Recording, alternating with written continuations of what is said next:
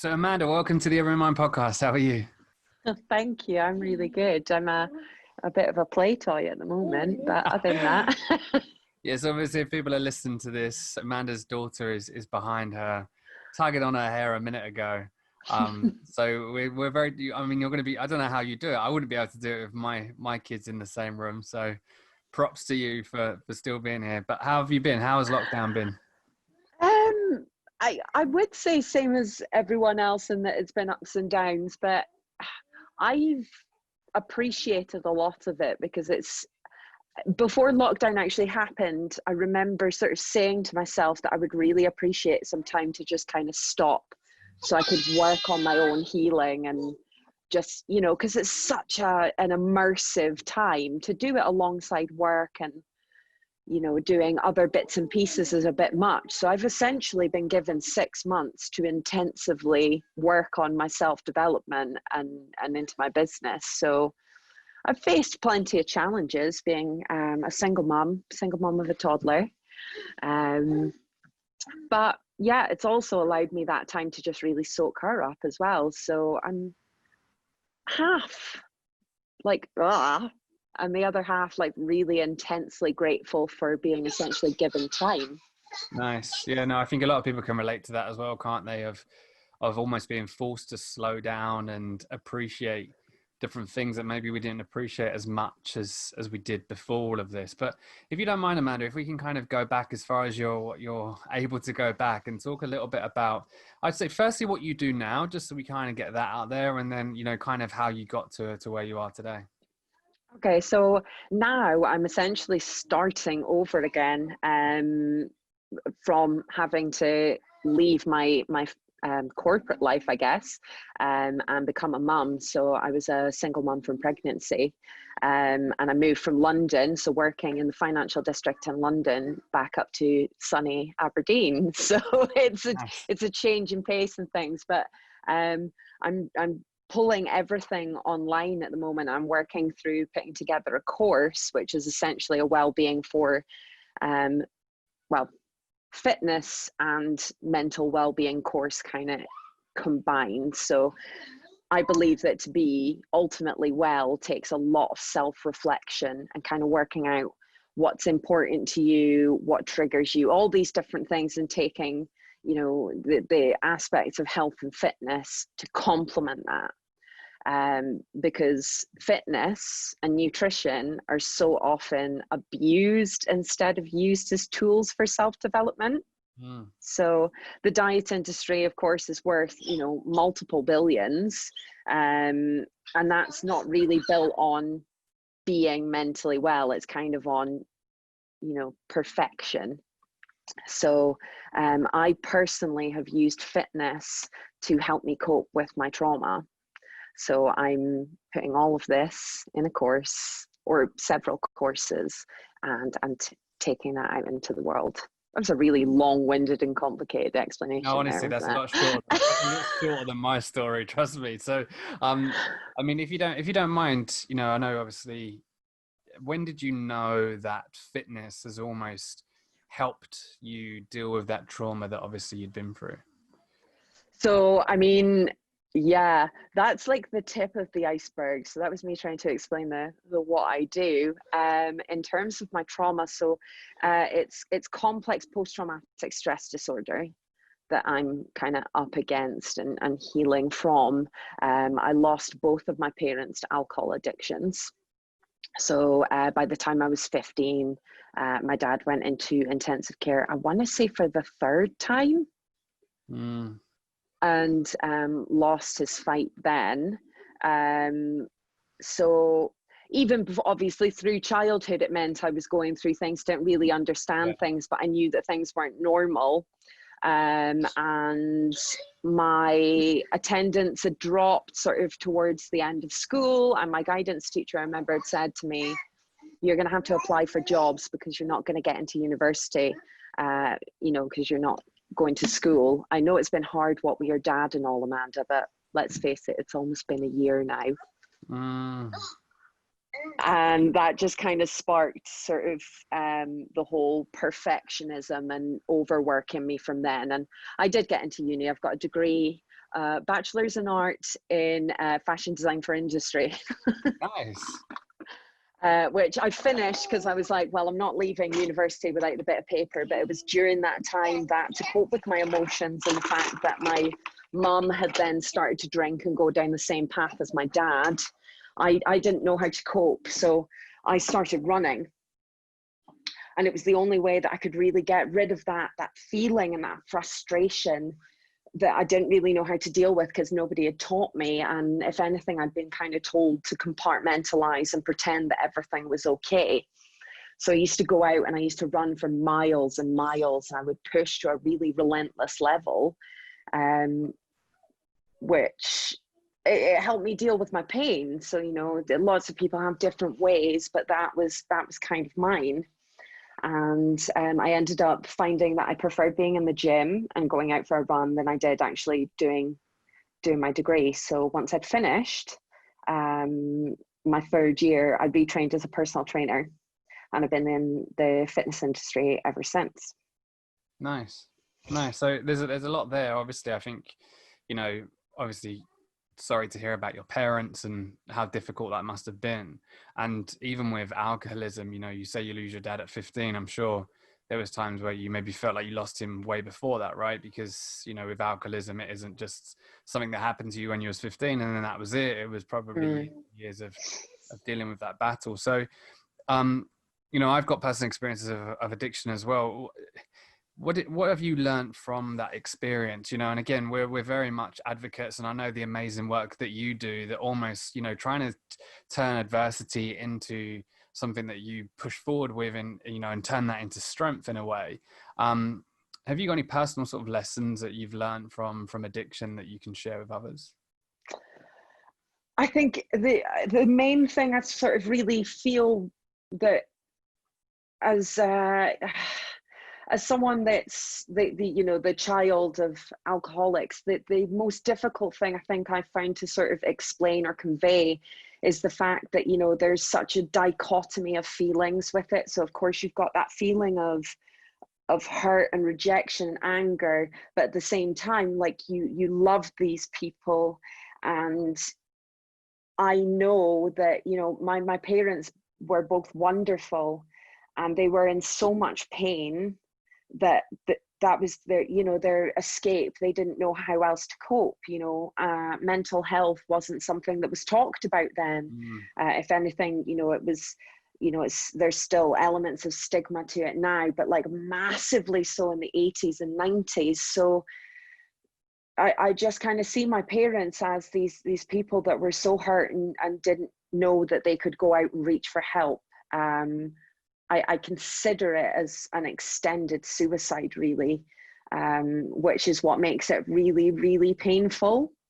And it can be so easy to pass judgment on people that are struggling with addictions, but we're all people, and addictions are only stemmed from hurt, essentially. So with me, it's given me that sort of, I don't know, I almost learned through that experience what not to do, because that sounds judgy in itself, but I saw what they went through and I thought, well, I want to deal with this differently. And I'm not going to say it's been perfect. It's not been perfect. I've got my, you know, I dealt with a lot of things through fitness, but I also led a very like double life. So I remember watching some of your videos where you were talking about, like, you know, how you would go out and drink a lot, or, you know, do all these sort of self-destructive sort of behaviors, because if you don't know what to do with those feelings, you know, you find these different ways to do it. So my entire adult life has basically been, you know, going through these things, doing these things, and then finding a way to understand it so I can do it differently. And then in my career, helping other people to not do those things. So, like, you know, I've done the stuff so other people don't need to do it, if that makes sense. Yeah, of course. And I think that's an amazing way of looking at it as well. You're trying to give back, and you're trying to give back off your own experiences, which again is something that we advocate for. In terms of fitness, do you believe that, and again, this is a bit of a selfish question, right? But do you believe that fitness and using fitness to feel better can become very addictive as well? Yes. Yeah. So I've been at all ends of the scale. And I think this is what's made me so good at my job, is the fact that, again, I've been to the extremes on every, kind of place, with eating, with the exercise, the extreme pushing, so over exercising or pushing it to too hard a level, crazy diets, all these sort of things. Like, I did this all in the sort of learning process when I didn't really know what to do. And initially, when I was still at university, I'd actually essentially developed disordered eating, because I dropped all this weight all of a sudden, and my mum had got concerned.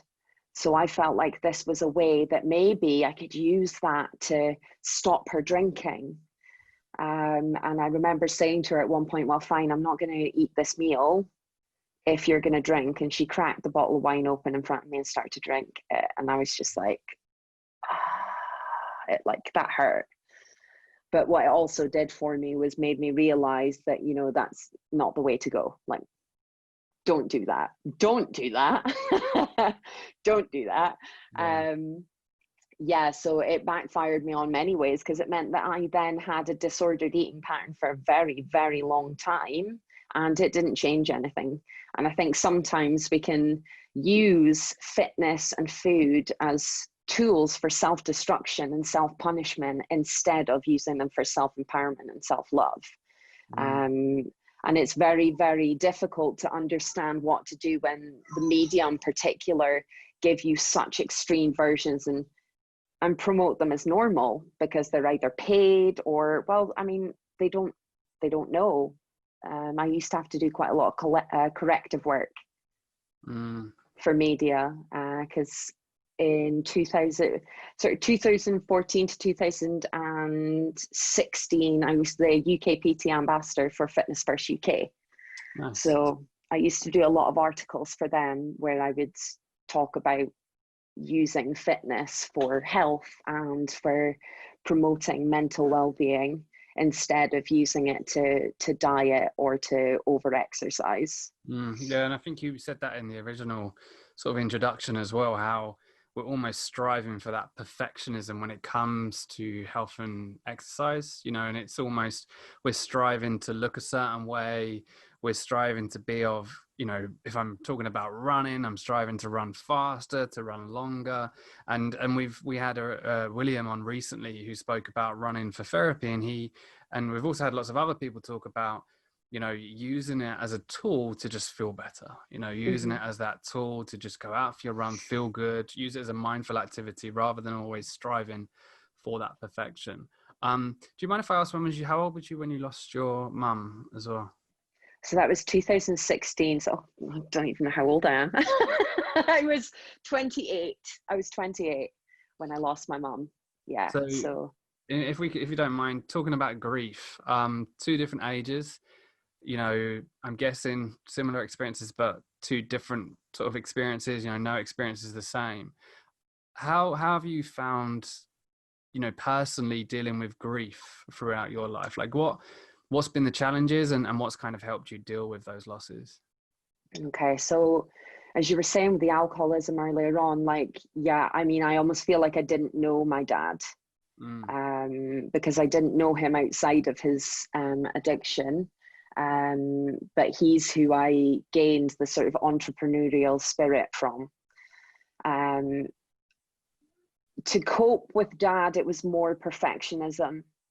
And it was, to be honest, both experiences were, how do I put it, not distraction.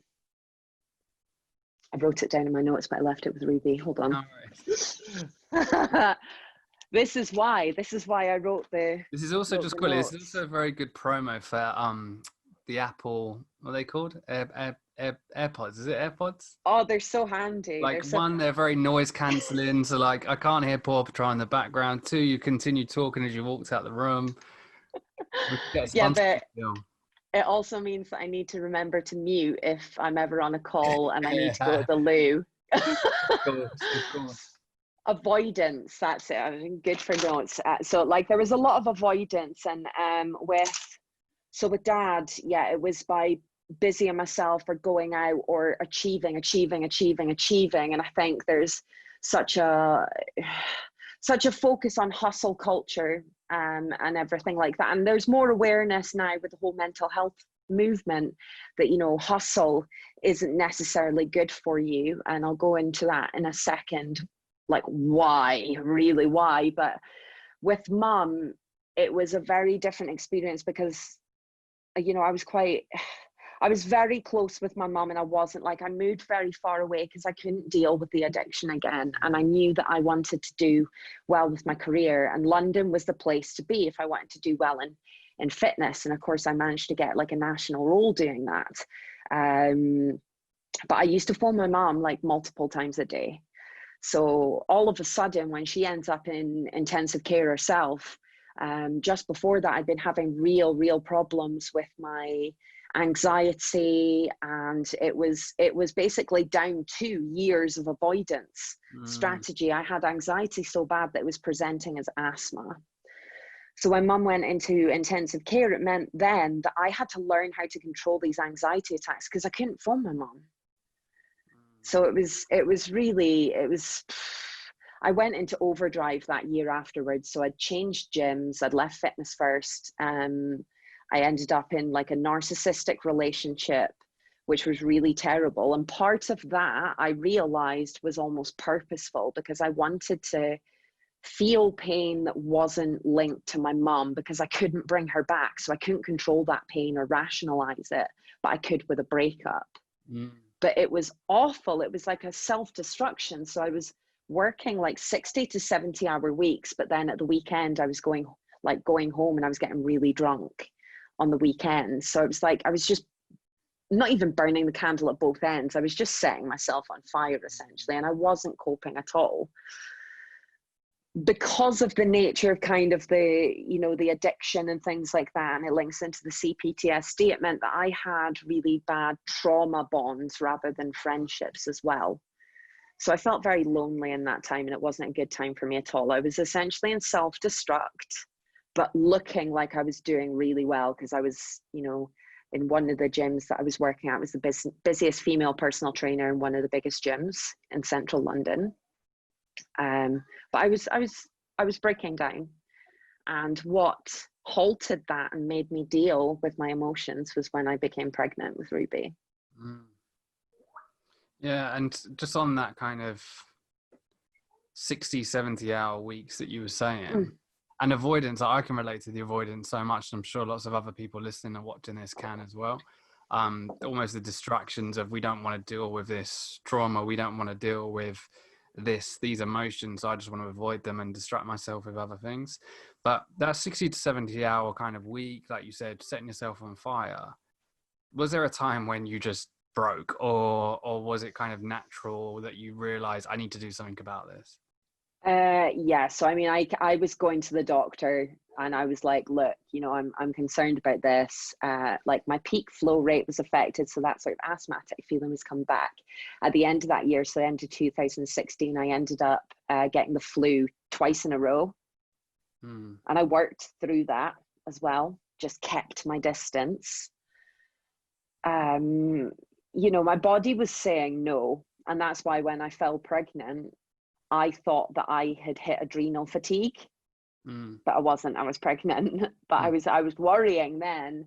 And the doctor had basically said to me, he was like, look, you know, Amanda, you may not be addicted to alcohol, but this could kill you too. Because I was pushing so hard, so hard. And looking back on it, I'm like it blows my mind. And the thing is, when you're in that much emotional pain, which a lot of people are, you can push physically to an endless level to avoid that pain, but it's dangerous. Like, it's really dangerous. Yeah. Because sometimes the avoidance, essentially, we're so scared of that pain and the looking inwards and feeling that feeling that, you know, we'd much rather burn out and fall asleep exhausted. And it's just, there's only so long that you can do that. So what was the kind of turning point? And obviously I'm guessing, you know, falling pregnant, that was probably, was that the turning point, or was there a series of other things as well? So becoming pregnant, because I became pregnant and I found out very early, like, I'm very in tune with my body. So I found out at like 3.5 weeks pregnant, so before I could even test. But it was the first point probably in my life where I was like, right, I have to look after myself now. So I was kind of given no choice.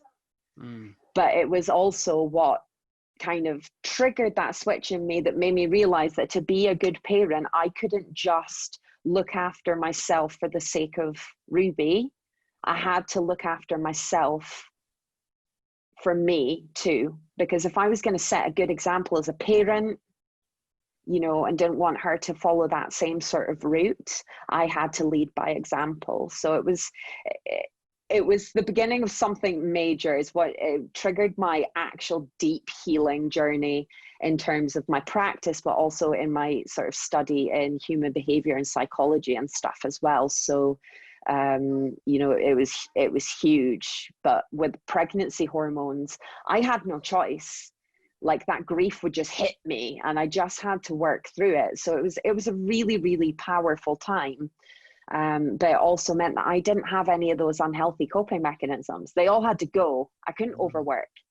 I couldn't go out and drink at the weekend. I couldn't do any of those things that were nonetheless coping mechanisms. So it was traumatic in itself, because I had to find, not only have these feelings hit me full force, but find new ways to cope. So it was brilliant, life-changing, and obviously, like, Ruby is my world and my greatest teacher. But wow, like, it was heavy stuff. Yeah, fair. And what was some of those sort of new coping strategies that you used? So it was a lot of it was crying out. I don't think there is much more powerful way to kind of get healthy than actually fully honoring every single emotion that you have available. If you find that you can't cry or you can't get healthily angry, you need to work out why.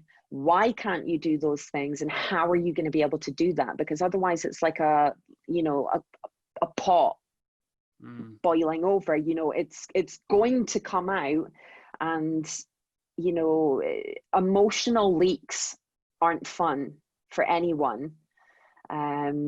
So I think learning to process all of my emotions in safe and healthy ways is probably the most powerful tool, coupled with self-reflection. So going in and working out, you know, what's important to you, what hurts you, what makes you feel good. All these things are things that we kind of just let run on autopilot, instead of really getting in and going, like, who am I?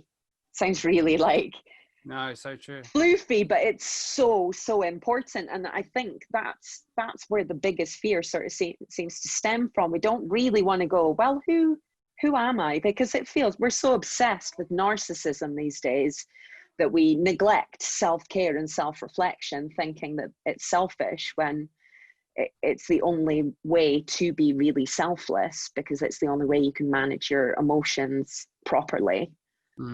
Yeah, no, I relate to that so much, and I think it's like you shifting from that avoidance and shifting away from, like you say, the coping strategies that are almost like putting a plaster on a sort of, you know, wound, and in a way moving more towards taking control of those emotions, you know, rather than almost letting them control you in a way.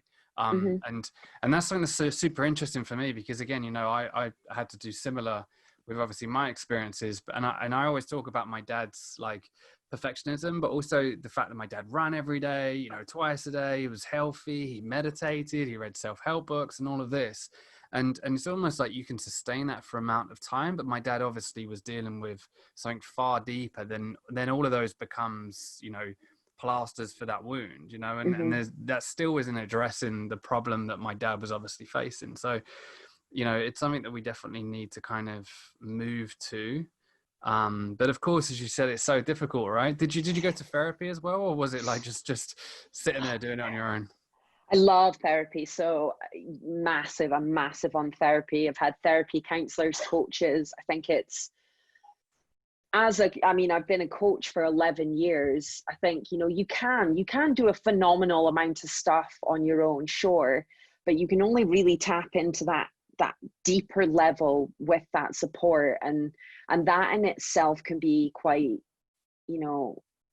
frightening, I think. But I'm big on therapy, big on counseling. But I think an important thing to sort of note with therapy and counseling is it's exactly the same as things like friendships and dating, relationships, and that, sometimes you will have to find a counselor or therapist that works with you. Just because they're qualified doesn't mean you're necessarily going to gel. So I think it's not being shy of admitting if someone's not quite a right fit, and being able to not quit after one go and being like, oh no, I don't like that didn't work for me. Maybe you just need a different therapist. I think everything is so individual as our experiences, even though there's nuances that are very similar.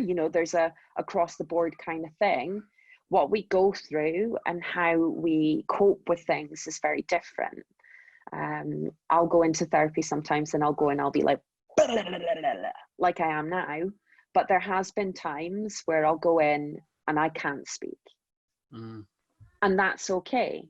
So I know that some people that I've spoken to have maybe been nervous about getting counseling or therapy, like, oh, I'm not ready, or I don't think I'll be able to talk. They're not going to expect you to. So you can go into this and say nothing, and that's okay. But chances are it'll be enough just to go and it'll start to come out, and it'll be just such a release. Being able to speak to someone that is impartial, that isn't going to tell you how to feel or tell you, oh no, you're fine, or anything like that. Just that space just to say or do whatever you want is so powerful in just kind of allowing yourself to decompress. Yeah, I agree. And like you say, therapy is like dating, right? You don't just marry the first person you meet, or some people do. And it is that individual. You have to find what works for you. And I stand by that as well. If you don't mind, can we talk about work-life balance? Obviously, now you've gone from that very driven sort of, working in London, sort of working your way up, overworking, like you say, sort of mentality, to now, being a single mom at home, running your own business. What kind of tips can you share for work-life balance? So again, I think it's that self-reflection. I can't, say it enough. Is almost sitting, you probably see, like, I've got all these things on my wall. I do a lot of like mind mapping. Nice. And I think, it's again very individual. So it's sitting and taking that time and thinking, right, what is important? Like, life is, at the end of the day, very finite. Time is so precious. So it's thinking, right, again, what makes me happy, what doesn't? Do I have enough time to give to the people that matter to me, that help me to fill my cup? Or am I spending that all at work? Am I taking the time to do things that help me to be healthy and look after myself? Do I have the time to sit and do nothing? We so often violate our own boundaries by overbooking and feeling like we should fill every single minute of time with stuff. where since having Ruby, and particularly in the last year or so, like, if I can do less and less, brilliant.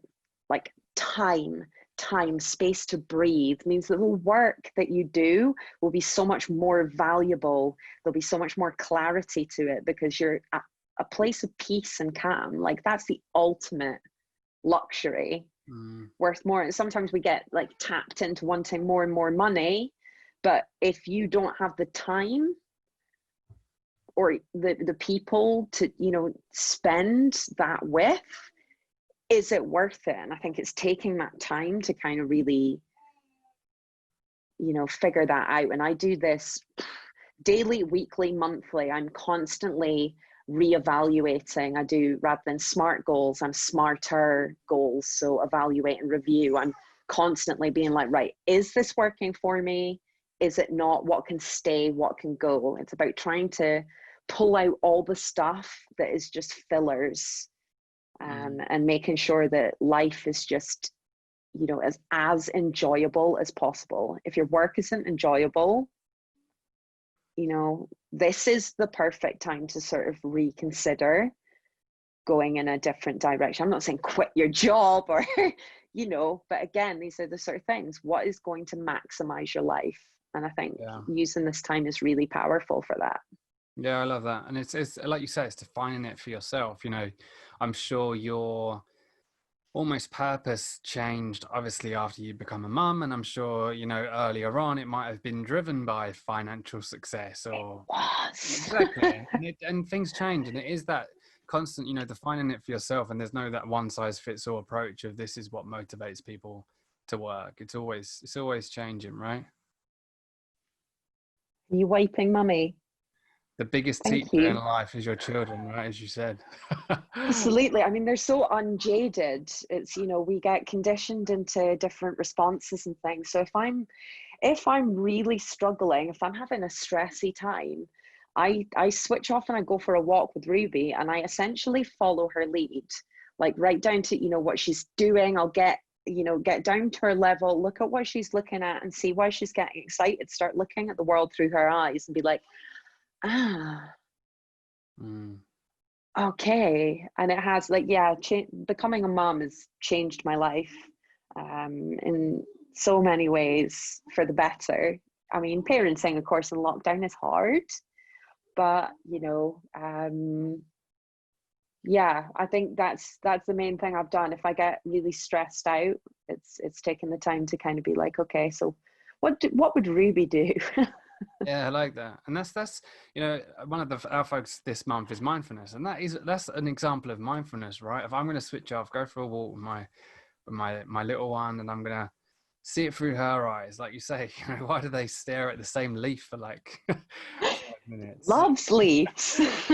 And then that's mindfulness, right? That's you being present right there, right then. And I think that's what I learned with work-life balance, and I think a lot of people can do as well, is it's being kind to yourself, like not judging yourself when I'm all in working, not judging myself when I'm motivated to like sit in this room for like, you know, 10 hours and that's it. But at the same time, when I am with my kids, like be there with my kids, you know, don't be on my phone, don't be emailing, don't be doing all of that. And if I do sometimes, I don't judge myself, right? As long as I can reflect and be like, Paul, you wasn't very good yesterday, you know, you was on your phone when you should have been with them. I think it is Feel that you. it's that constant, you know, almost constant beating yourself up all the time, right? And it is difficult. Amanda, you're amazing. I could chat to you for ages, right? But I know I'm conscious of time. So if we just finish off with a couple of questions, that we call them like the fire round. I always change the questions because some people get thrown on one of them. But do you read a lot of books? Yeah. Right, So awesome. I'm a bit of a book addict. Yeah. So the first question is great. Then. So what's the best book that you've read recently? Feel the Fear and Do It Anyway by Dr. Susan Jeffers. I've read it like 5 times. It's my go-to. And I love the book, right? 'Cause it's one of my favorite books. And people say, "What's the book about?" And I just read the title again. Well, how would you explain the book? I mean, it is. It's exactly that. It's going back in and sort of it's really powerful, especially if you listen to the audiobook, because when she speaks it to you, you're like, oh yeah, the things that go on in your head where you're like, oh, I should do this, but I'm too scared. Seriously, anytime I'm procrastinating, I'm back on that book. Yeah, 100%. What can someone do today to help make them better tomorrow? Take 10 minutes out. Just take some time, square some time away to just breathe, be present, and realize that, you know, the to-do list, it's okay, it's still going to be there tomorrow. Nice. I like that. I like that. And then the final one is, what advice would you give to the younger Amanda? I always struggle with this I one. know. Everyone does. Just be less self-critical. Like, you're doing a good job. You're doing a good job. You can criticize yourself all day, but other people can do that, and other people will do that. So cut yourself some slack. I love that. Awesome. Amanda, where can people find out a bit more about you? So at the moment, I'm still rebuilding everything a little bit. I do have a website, strongmamamoves, all one word.com. And I've got the same on Instagram, and then I'm Amanda O'Hare on LinkedIn. So these are Nice. generally the places. Cool. Amazing. And we'll link up to all of that in the show notes. But just from me and everyone, thank you so much for coming on, sharing your wisdom. And I'm inspired today, and I'm sure a lot of people will take a lot from this episode too. So I really appreciate you coming on. Oh, thank you for having me, Paul. No worries, no worries. And we'll chat soon. Thank you, Amanda. Thank you.